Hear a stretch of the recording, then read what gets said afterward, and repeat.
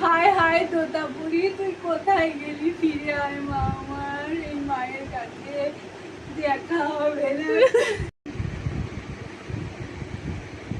ওহো, কেঁদো না তো সুরমা।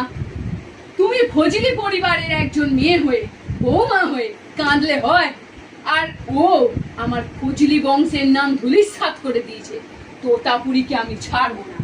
ওই নিম্ন জাতের ল্যাংড়াটার সাথে পালিয়ে গেল, ওকে আমি কিছুতেই ছাড়বো না। আমি ভেবেছিলাম ওই গোপাল ভোগের ছেলের সাথে, আমার বন্ধু গোপাল ভোগের ছেলে আলফানসোর সাথে ওর বিয়ে দেব। তা নয়, ও পালিয়ে গেল।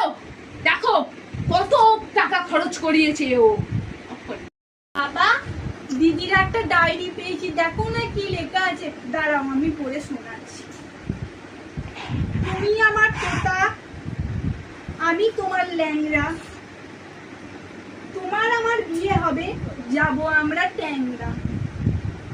দেখো না বাবা, জানি না এইসব কি সব চিরকুট পেলাম।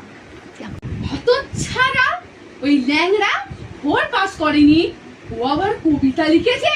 হ্যাঁ, ওই হতভাগাটাকে ছাড়বো না আমি, কিছুতেই ছাড়বো না। মা 12 মাসই 12 মাস গাছে থাকে, কোনো কদর নেই ওর। আর বাবা বাবা কাঁচা মিছে তো, ওই সারাক্ষণ কাঁচায় পেকে যায়। তাহলে ছেলে হবে না ওরকম ভেবেছ? কিছুতেই ছাড়বো না। ও যেখানেই যাক না কেন, ওই ল্যাংড়াকে ট্যাংরা থেকে তুলে এনে আমি মারবো।